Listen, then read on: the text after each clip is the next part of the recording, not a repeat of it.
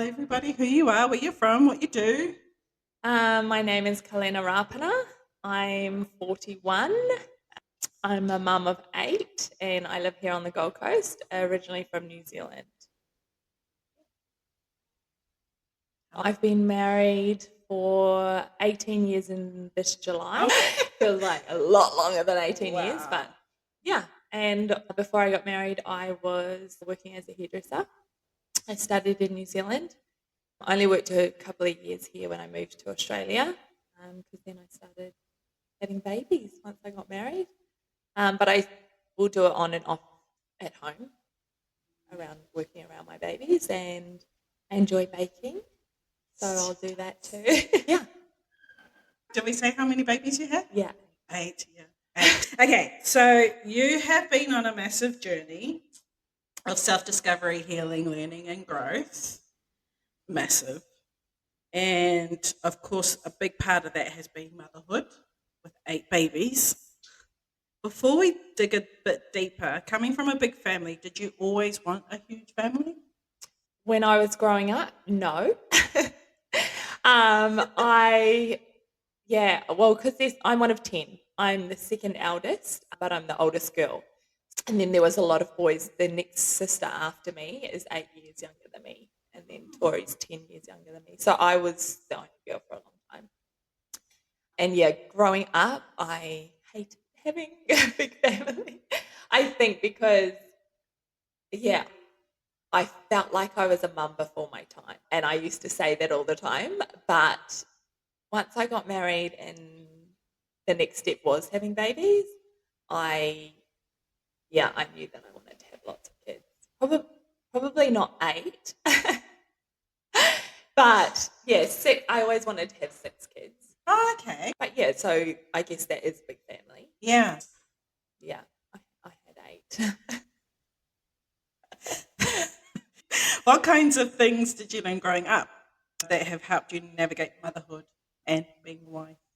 I think I was lucky I grew up with a really beautiful mum that I just wanted to be just like her when I grew up, you know. And I think growing up in the church with our values and things, getting married in the temple and having your own family, and in our church, big families were, kind of the go.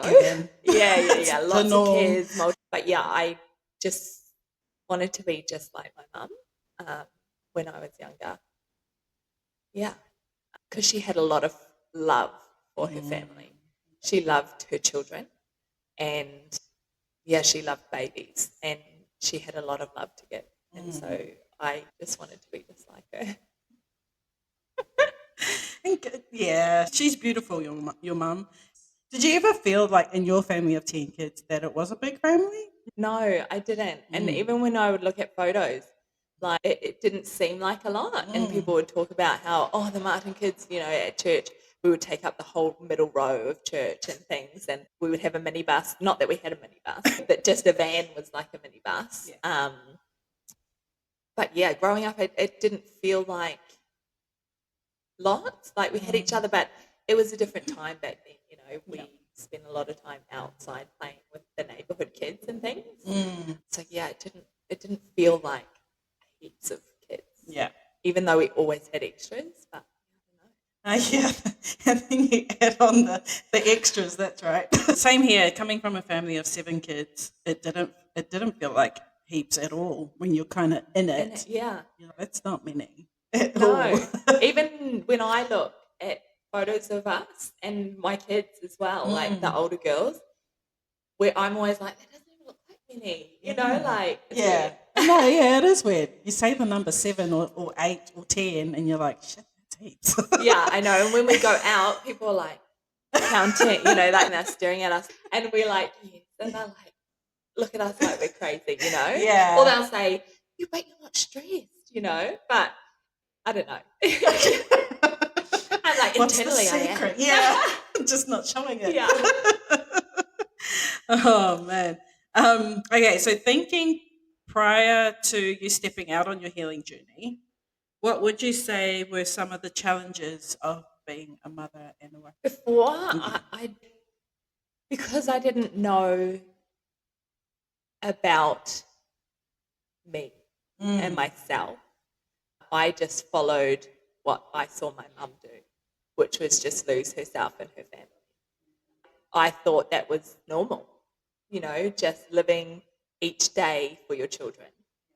I never saw my mum go out with friends. I never saw her take time for herself to go and have a mani or a pedi or have lunch with friends or go to the movies. She was constantly running around for us. And yeah, so I didn't know any other way except what I saw. Those are some of the challenges. Was the fact that you saw what your mum did, so you replicated that in your life, even before you had kids. Before Yeah. you were just doing for everybody else because that's what your mum showed Yeah. and did. Yeah. And then becoming a wife and a mother, you did the same thing as well with mum just being for everybody else and showing her kids, her husband, everybody else in the church, family. Yeah. But when it came to herself, she wouldn't do anything for herself. No. And you never did anything for yourself. No. All the rest of it. So if we fast forward the journey a little, life has thrown some chaotic storms and crunchy moments as a daughter, sister, mum, wife, auntie, and all the things, which you do really, really well. At what point did you realize you were at your breaking point? Like in hindsight, what do you feel was the sneaky peek into something's got to change? Um, um, Married life is very hard. I think learning to compromise and share your love with somebody, and not just that somebody, but their family as well. It's hard. I think I spent a lot of time feeling very alone and very sad, but I got lost in just doing what I saw my mum do, which was just lose herself in serving others, serving her kids and serving her husband. It's just serving. And I found joy in that. But I think for me, the breaking point, lots of little ones leading up to, I think, when my second brother passed away, we were booking a ticket for my parents to go back home because they just needed a break. And I was on that task to do that for them, buy some tickets to go home to see my brothers because they needed my mum and dad too. I was on the website and I had booked their tickets, and then there was a return flight, a sale that had popped up, and it was a return flight to Bali. And it was like $265 or something return. Nice. And the point in which I knew that it was a turning point for me was that the old Kalena would never have booked that ticket, where she would have messaged Ray and asked for permission or gone through all the lists of why I shouldn't go and talk myself out of it. But I had this comforting feeling of book it.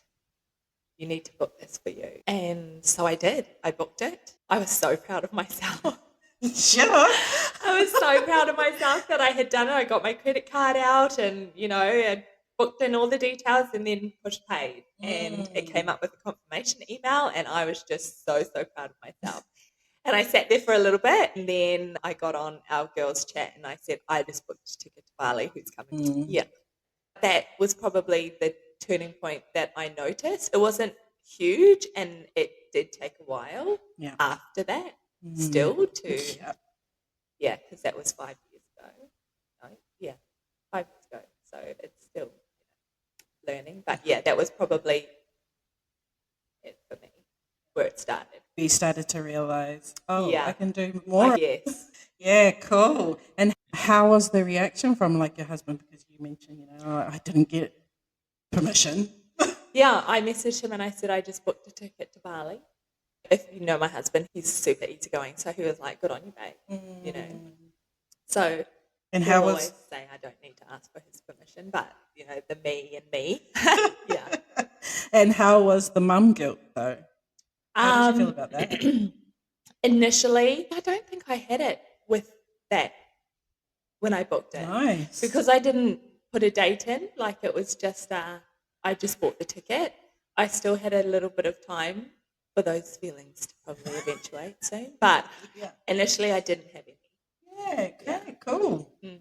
Especially for your first go. Yeah, yeah. I mean, that's probably one of the number one reasons mums sit there and go, no, I can't do And it because I'd rather spend it on my kids. 1,000%. Yeah, Mm, yeah, absolutely. that's $260 that I could spend on my. That's how I knew for me it was just I needed this more than I knew. What has it been like being a mum of 8 kids, and how has learning to be true to yourself changed how you care for them and yourself? I feel like I have to go through meeting you, how I got here. Oh, we could talk about that. Because We I don't didn't have know to. well, if it wasn't for this chick over here, I would still be wallowing in that old me. Because although booking my ticket for after Sid had passed away was the eye opener for me for a lot of things, when I came to see you, that made me realize I didn't know who I was. I knew a version of Kalena that was for others. And so when I came to you, you had done some work on me and you said to me, what does Kalena like to do for herself? And I sat there and I had no idea. And then you said, and it's also not with your friends, because you think you like hanging out with your friends, but it's not actually something that you love doing. And you gave me the task before our next appointment to go away and think about it. And you threw some things out. You used to go for a walk along the beach, go to the beach by yourself, take a journal, do some meditation on the beach. She already had an inkling of who I was because all those things revolved around being. And so I did. I thought about what I liked to do, which was a lot harder than what I thought. But the first thing that I did was I went to the beach by myself. I said to Ray, I just need to go and do something for me. And he was, he's all good for it. It's just hard navigating and finding the time to be able to do that. And so, yeah, we had done that and I went to the beach and I was sitting on the beach and I had got my phone out and I was like, I'm going to message my girlfriends. Who wants to come to the beach because I look like an idiot sitting on the beach by myself. Even though I looked around and there were lots of people by themselves. It was just something that was so out of my comfort zone because I had never done it before. And sitting in silence when you're a mum of 8 kids is unheard of. Even being on the toilet, you don't have that luxury of peace and quiet. So it was sitting in the uncomfortable of the unknown, which I had never experienced. So that's a double whammy, sitting in the uncomfortable and the unknown. Yeah. And trying to think of the things that I like to do for myself. Yeah. And this is where the guilt hit me like a ton of bricks. Yeah. Where I was sitting by myself thinking of Ray with the kids, even though he's very, very capable. You know, when I leave the house to go anywhere, my kids are like, where are you going, Mum? What are you doing? Can I come? You know? And me saying no is the hardest thing for me to do. So, sitting on the beach that day and so I decided not to message my friends because you told me not to. And I decided to listen to you. Nothing against her friends, by the way. No. They watch this, they're sitting there going, what? But it was the best thing because that is where I found my happy place. That's where I found the first thing that I love to do for me. And now I love going and doing all the things by myself where it's just peace and quiet. Like now I know I love weekends by myself. I used to think if I had to go and stay in a hotel, who can I take with me? You know, who can I bring and allow them to experience what I did because I wanted to share, my newfound peace and quiet and joy and things. But I would refrain myself from doing that. I just loved being by myself. So my kids know Yeah, what have that those conversations been around, oh, mum's going to a hotel by herself? they always were like, why do you want to go by yourself? That's so boring. And they would always give me a hard time. That's so boring. What do you do? Sitting by yourself, reading your book. But so they just never understood. But when I would come home from my little getaways, I took the opportunity to be able to kind of show them. So when we would sit down, and all the kids, all mothers are going to be able to relate to this, that when you sit down on a couch, your kids, it's like a magnet. Your kids just flock to you. And Dad could be sitting right over there. No one bothers him, but I've got children climbing all over me. And when the kids are getting on your last nerve and you want to yell at them or punch them in the face, and they're like, yeah. I said, what do you do? And they're like, I go in my room and I close the door. Yeah. I said, yes. Well, this mum doesn't have that luxury. I might go into my room and close the door, but 2 seconds later it's The door's flying open with usually the baby running in crying or someone crying and telling on someone else. Yeah. So even Ray doesn't understand when I go away that I like to do it for me and that I need it for me. Yeah. Because mums are so overstimulated and even by our husbands. And that's the part they don't get. Yes, they don't get it. They'll understand, okay, yeah, the kids climb all over you and I can give you that. But then they cannot understand that for themselves. That, yeah, we need a break from you too, bro. Because you get to go play golf all day. So yeah, my kids are great. They know usually more before me than I need sometimes. Oh, so they've picked up. You need alone time. Yes, especially my big girls. Yeah. They're like, hey, when are you booking that weekend away? So it's good because they know that I come back a better person. Yes. I've filled my cup. I've not just that. let it overflow and serving them and filling them. I want my girls to see, and I want them to know that they're deserving of it too. When the time comes for them to be a mum and a wife, that it can be overwhelming, and it's not a bad thing to say, hey, I need to take time for me. Yeah, I love that. What were some of the biggest challenges you faced as a mum before you started focusing on yourself? No, I think I said it before that I had a really hard time saying no. So I always said yes. Yep.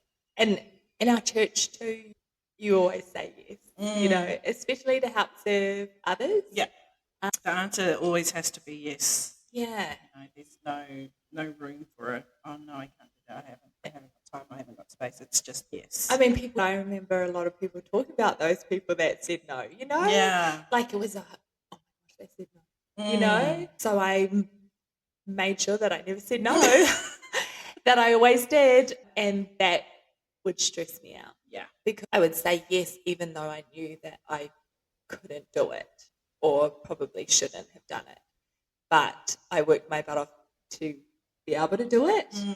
But that was a huge burden placed on my family because they suffered the wrath of a stressed out me in order to serve someone else. Yeah. That's probably the biggest sign of saying this isn't the way it's supposed to be. Yeah.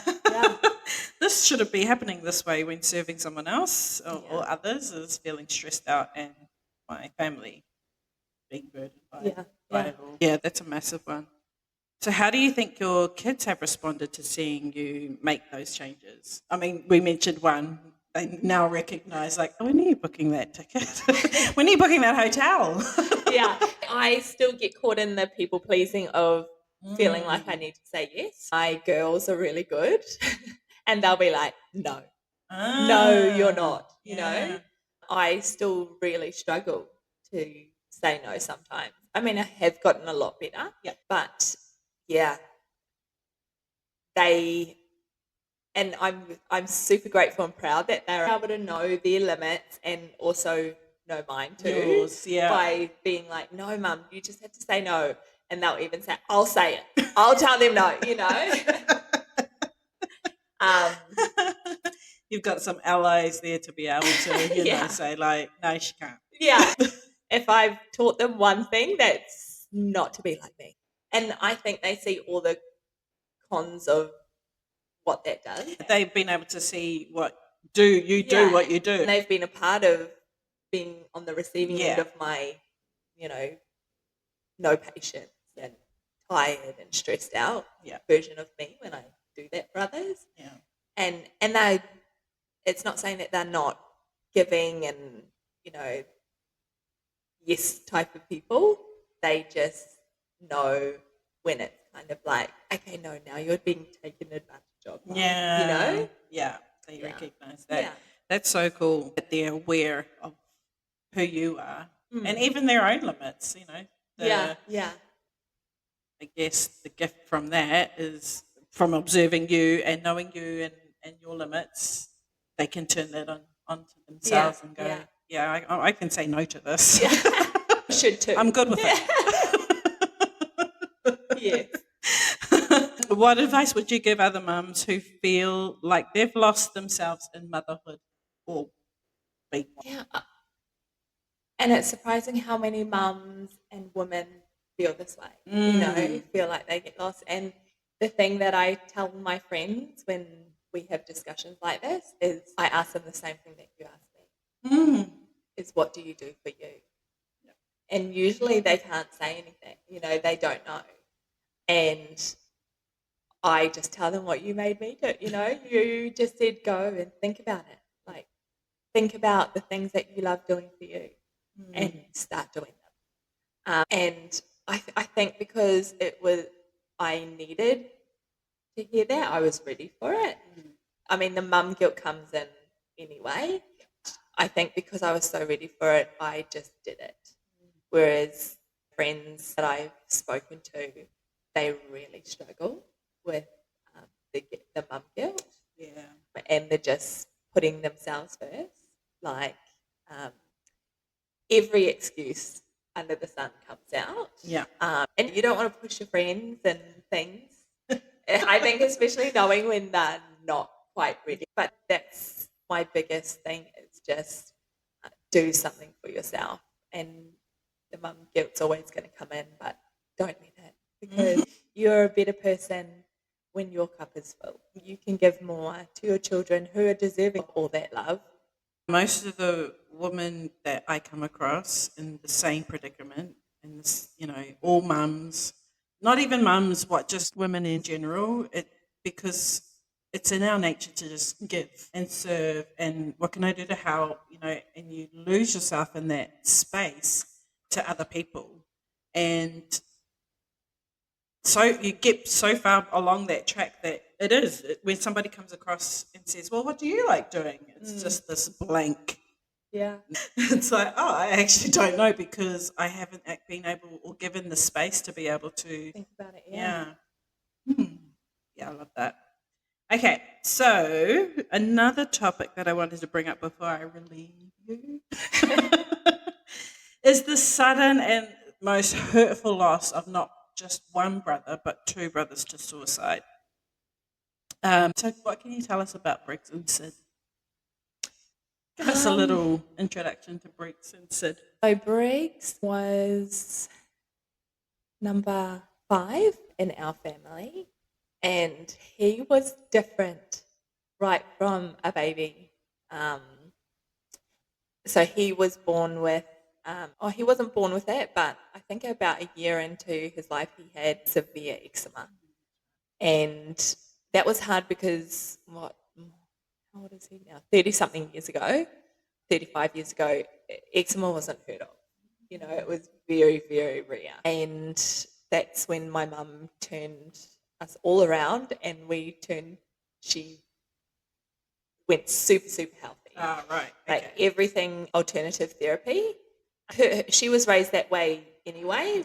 There was very little westernized medicine in our home. But yeah, everything went very, very health conscious. But extreme? Yeah, very extreme. Ask my siblings, particularly my older brother. He can concur to that. But he was, and those that know eczema know that it's hard, and especially for a baby. You know, he didn't have a smile on his face. I remember my uncle calling him Happy Larry, happy as Larry, referring to someone obviously that wasn't happy. Larry was not happy. Yeah, that was, sour-faced all the time. But if you Okay. knew eczema, there's kind of very little to be happy about, especially. But then he grew out of it at 3. And we were all very, very shy kids. We just clung to mum because there were a lot of us. And I guess how she was raised, we didn't really go anywhere. We just stayed at home, we played outside, and we went to church on Sundays. So the times that we did go to church, we would just sit on the seat and Not move. not move. And my mum would always get told that we were super well behaved children, but we were just so scared. We didn't. Just super shy. Yeah, just super, super shy. Whereas Brigham was different. Huh? He would get up and, I think my uncle Stuart got married and he was only probably 5 or 6.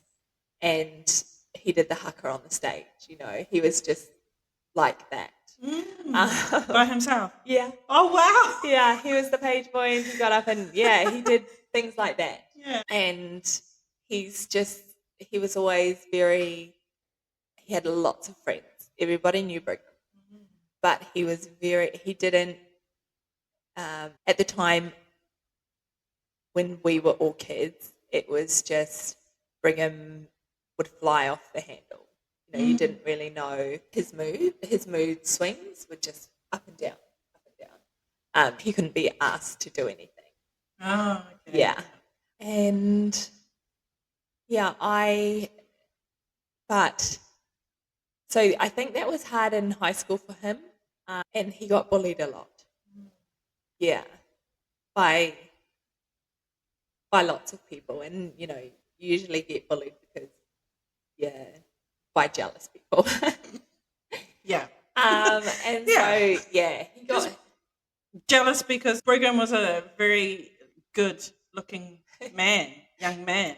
Yeah. And he was sporty? Yeah, he was really sporty. And my brothers were really lucky. Even as kids, they had muscles bulging through them as, little children.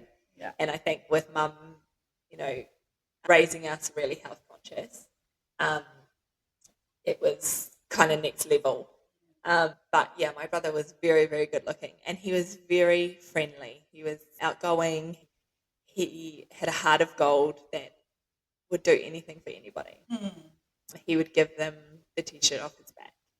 I wasn't super, super close with Brigham because I'm the older sister. But I guess I clashed with him a lot because growing up in the church, I was probably what you call a goody two-shoes, and Molly Mormon daughter, and my brothers were not.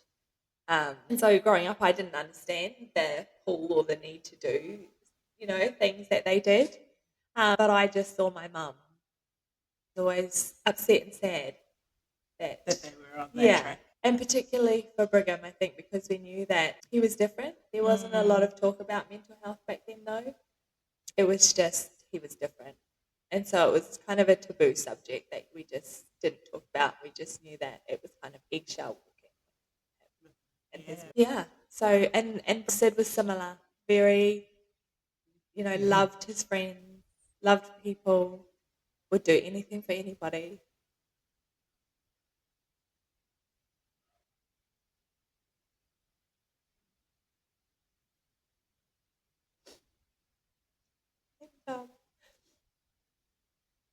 I see a lot of my brothers and my children and my nieces and nephews. So it's lovely to see. But yeah, it's so sad knowing that they're not here with us. But it was hard for our family. And I think it still is because we struggle as a family to know how to talk about it. And just to be able to share things. We still celebrate them and talk about them to our kids and we tell stories and things, but I think it's the sadness that we struggle to share. They don't get to experience Uncle Briggs and Uncle Yeah, Sid the way that you want them to, not just the memory and yeah, just you yeah, being able to tell stories about them. I mean, it's something at least, because some people just shut down from it, don't yeah. even talk about them, like Yes, they died of yes. suicide. That's a taboo subject and it's shameful, and we're not going to talk about that. So the way that you guys still talk about them and celebrate them sort of helps to still keep them alive Yeah, in your families and your kids' lives. yeah, yeah, yeah. Which leads me into the next question is what helped you find strength during that time, and were there any specific moments or people that really helped you get through that grief? Even like for both of them or just one of them at a time, were there um, sort of what kind of got you through those moments? Like Briggs was a shock Yeah, for a lot of people. people. Yeah, it was a shock for everybody, Mm. and but everybody was like really, really loving. Like we felt the love. Um, Probably particularly my Ferris family. When I think of Yeah. when I think of losing my brothers, and probably for all my family, we felt the love from them because we weren't raised around them. Yeah. Because my dad was adopted into the Martin side, which was still his auntie. We spent most of our time growing up with my mum's family, the Burgesses. So we didn't really know the Ferrises a lot, other than, you know, um, big birthdays or funerals, and then a few through school, through church college. But that was only us older ones, whereas the younger ones didn't really know the Ferrises. But when our brothers passed, they were there at Briggs's funeral, and they were willing to do whatever they could to help us. And so we got to know them a little bit more, especially my younger siblings. But yeah, it was probably Sid's one for me that where I was just amazed at how much love my Ferris family have, and that they're willing to give it all, even though we weren't super close with them. Because I know a lot of them aren't in any position financially, but they all came. And I think that meant more to my family than anything. Yeah, was just feeling their love. Ferris Fano. Brigham's funeral is a distant memory for me. I remember being there, but definitely tangy at the house, and that's all you saw was Ferris Fano. Everywhere you sat, you looked. You were staring at a Ferris. It was, yeah, abundant with Yeah, that whole family stepping in where they yeah, needed to yeah. help you guys Yes, through that. Being the second, Sid being the second, and that must have caused, your parents a lot of deep sadness, might even shame, because it's like the second son, you yeah, know. So to have the family, I don't know, sort of step in that way that they did, yeah, it's relieved so much pressure and yeah. so much, And no judgment. no Like, no judgment. judgment there from them, just so much love. And yeah, and I think that was what my family needed because there was a lot of Yeah.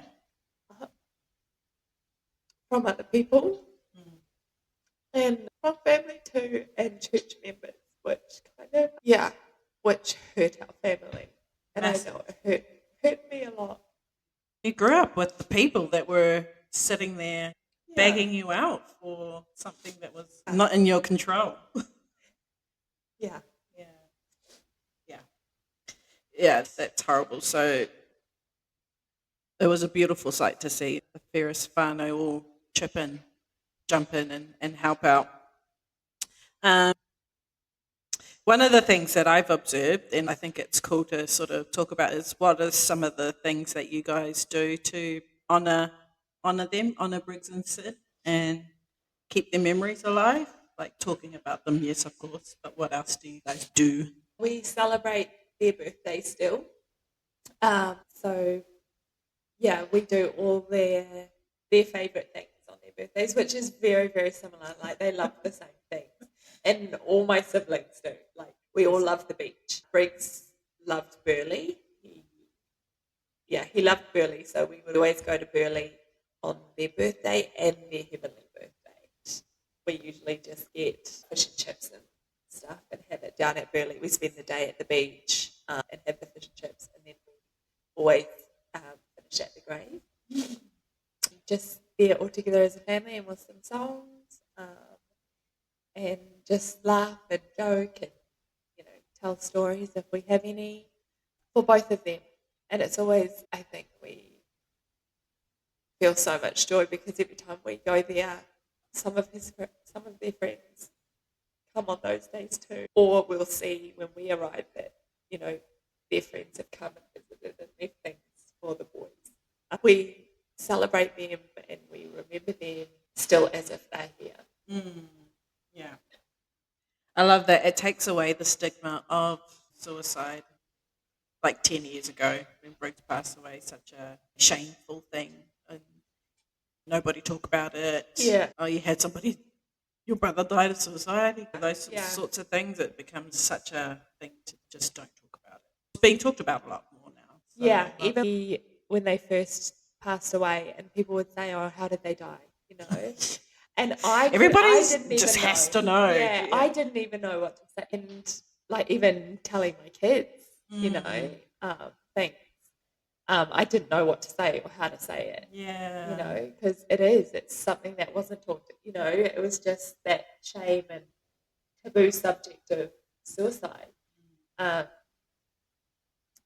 Yeah. And it's gotten easier over the years. Like you see, like over the years, it's been able to. Yeah, they died by suicide. Yeah, yeah. I just say that they took their own life. Yeah. And yeah, because mental health now is so much. It's not so taboo as it was before. I think when Brigham took his own life, it was still in that the stigma of mental health. You were mental, there was something wrong with you, Whereas when Sid's been 5 years now. It was a little more, safe space to talk about mental health issues, and especially in males. So it has gotten easier, which I'm grateful for. Yeah. Yeah, absolutely.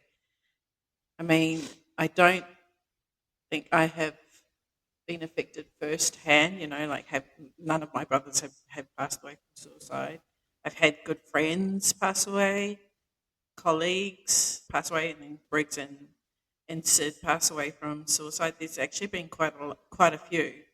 And then even I felt myself in a sticky patch of talking about it or bringing it up.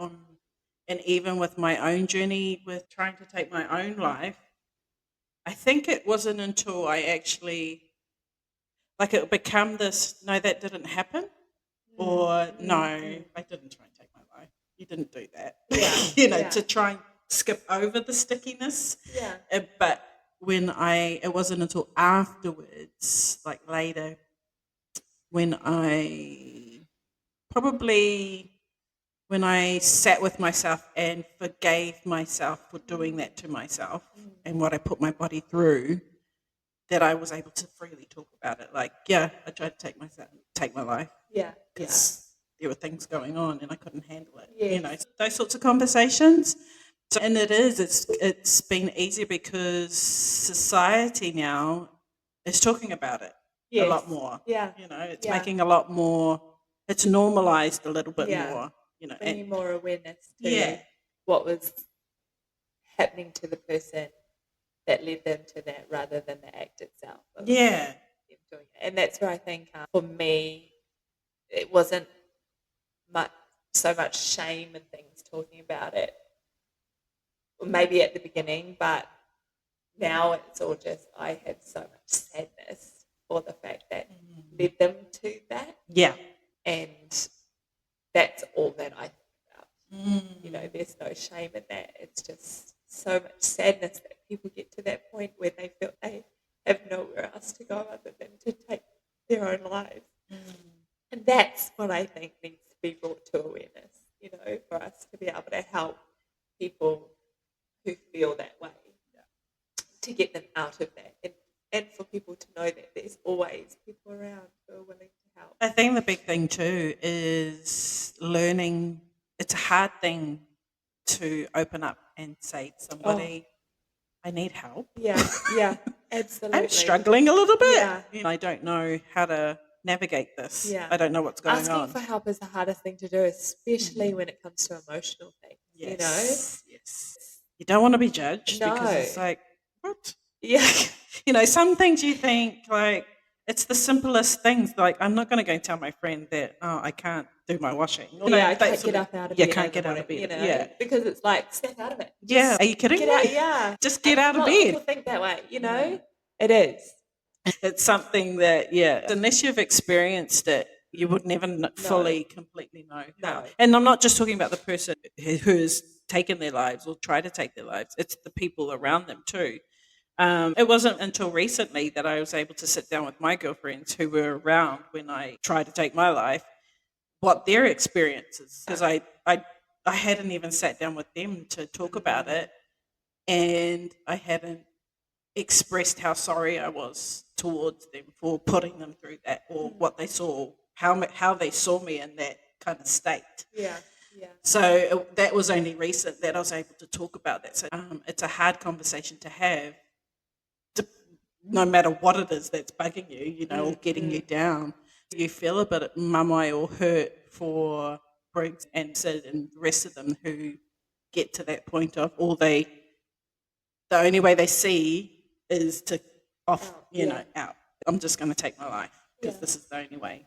Yeah. So, it's hard. Yeah. It's really, really hard. But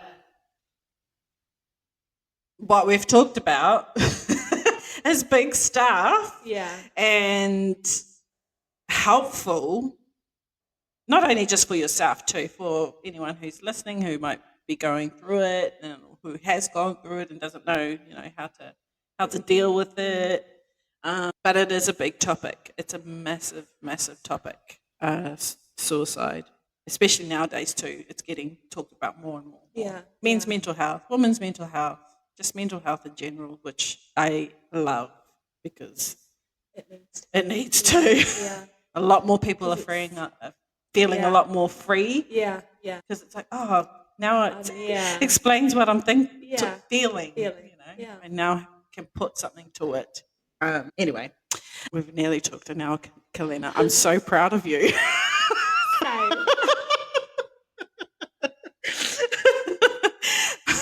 I'm so proud of you. But before we go, 2 more questions. What does taking time to reset look like for you now, and how does it help you? Sometimes it's not feasible for me to book a weekend away. As much as I know that I need it and I'd love it, it just doesn't work like that. But instead of doing the load of washing that I know needs to get done, I will get my book and I will sit outside by the pool and I will do that. And I will try really, really hard not to think about that load of washing that needs to be done, or the mopping of the floor, or the dinner that I should be getting organised because I have to do a basketball run after school. My mum spoke at church one Sunday, and she said that a group of her friends had gotten together and they asked themselves what's one thing that they would have done differently had they had their time back with their children. And my mum was always one that, you would never have known that our house housed like 12, 13 people. She kept everything immaculate. She kept on top of washing. She always had a home-cooked dinner. The epitome of, motherhood was my mum. But she said that she wished she prioritised her time with her children. That she wished that she could have just said, the washing can wait. When we as children came up to her and said, Mum, can you help me with this? Mum, can you do this? Mum, can you do that? I think I get caught up in that too, but also allowing your children to know when you need to take that time for you as well. Not feeling guilty for not taking, reading them that book or playing that game with them in that moment, because I will take that time for me and I'll sit out in the sun and I'll tell the kids to come out with me and I'll play with them for a little bit and then sit in the sun. I'll read my book for maybe 20 minutes, half an hour. Sometimes time does get away with me and it's like 3 hours later and I'm still reading my book. But hey, you needed that's what I'm saying. You needed it. You need to let all of those things go to take the time for yourself, because I never saw my mum do that. For her, she kept doing the housework. I say, leave the housework. Even leave the time with your children, just for that short time, so that you can be happier in the time that you do take for them. Because I've seen myself when I'm just like, no, I feel bad, I'm just going to put the book away. But I won't sit out in the sun today, I'll play with them. I'm so short-tempered because I haven't, I've known I've pushed my things aside to play with them, even though I've done the whole week of them, Yeah. Because there's always going to be something else that comes up when you are like, oh yeah, I should be doing that. It's inevitable All as the mums. shoulds. Yes. Yeah. Just learn to push all those shoulds away and just do you. Yeah. Even if it's for half an hour. It's a process. It is.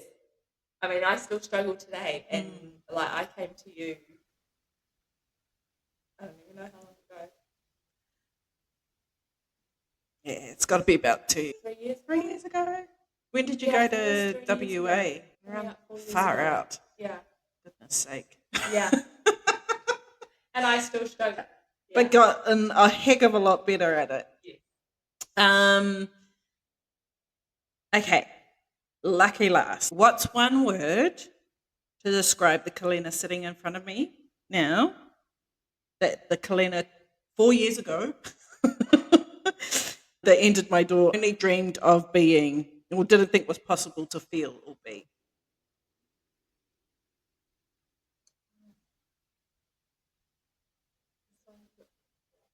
Yeah, I think we chatted briefly about it.